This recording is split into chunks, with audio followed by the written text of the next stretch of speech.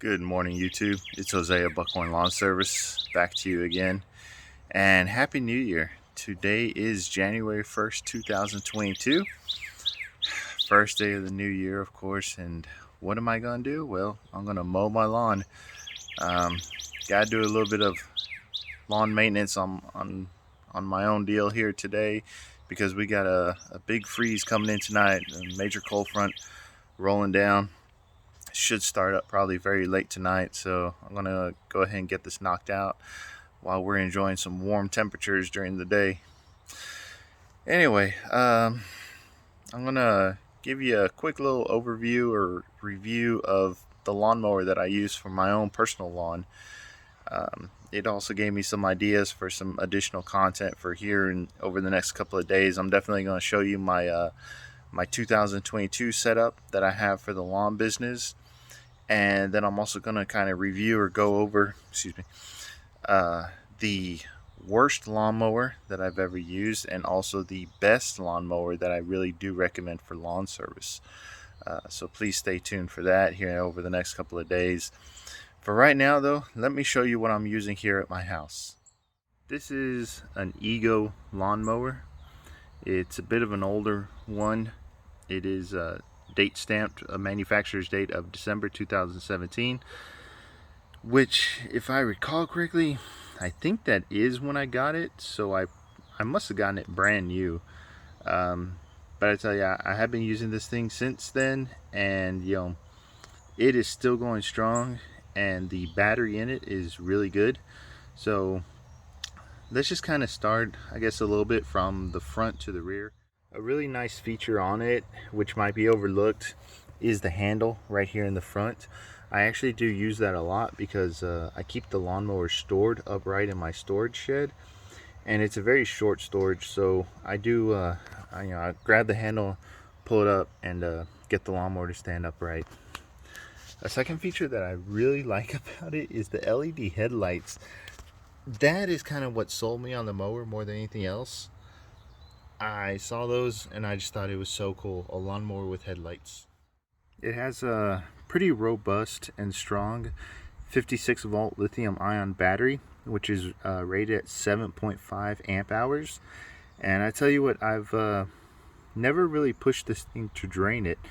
I'm able to do my entire lawn front and back, and it's never gone empty on me, not even close. Usually maybe 50% empty, I would say, maybe a little more, but it's never been an issue.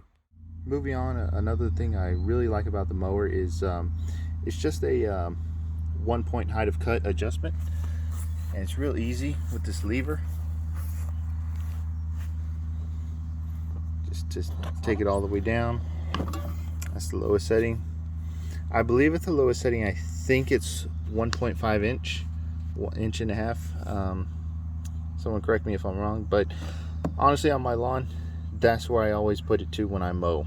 I've never used any of the other ones except for the final one, the highest, just for simply transporting it. Sorry, trying to do this one-handed, so there we go. The wheels are, well, they're just plastic wheels. There's nothing fancy about them. The whole mower deck and all is kind of like the Honda Nexite deck. It is just plastic. What I like about that, though, is that it's pretty easy to clean. You don't have to worry about paint coming off on the underside.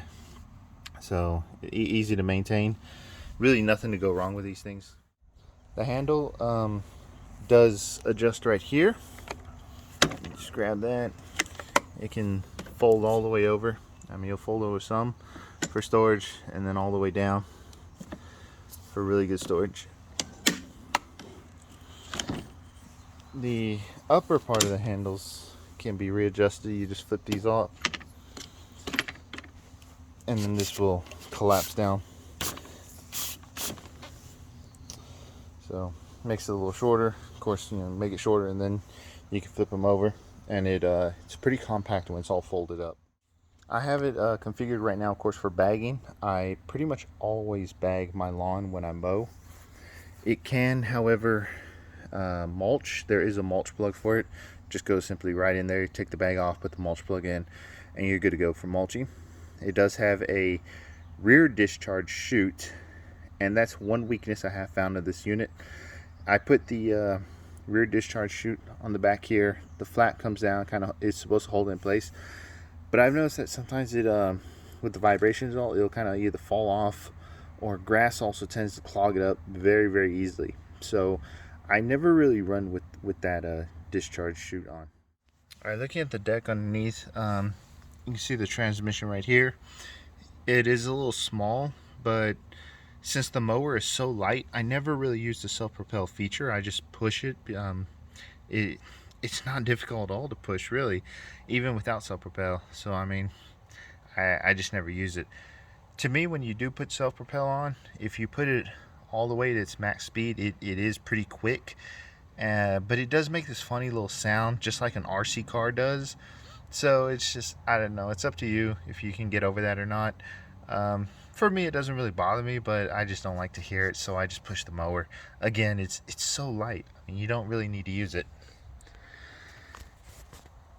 One weakness is that the blade, the stock blade that comes from Ego, it's kind of weak. I mean, it'll do the job, but Ego does fortunately have a high lift blade, which is what this is.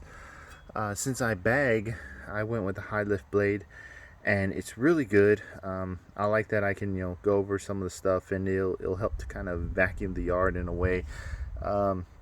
Not as great as some other not vacuum cleaners, but not as great as some other mowers that I have used. That will have, like a gator blade or something, it'll produce a lot of suction. But this one, it does enough for what I need it to do.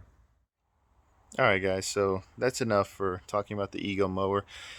I really got to get to work because there's a lot to do here today. Like I said, before the cold rolls in, I got to have all this done. So let me get to it, and I'll talk to you guys soon in a new video. And Happy New Year, and I wish everyone success and good fortune and what have you for the new year. So everyone take care.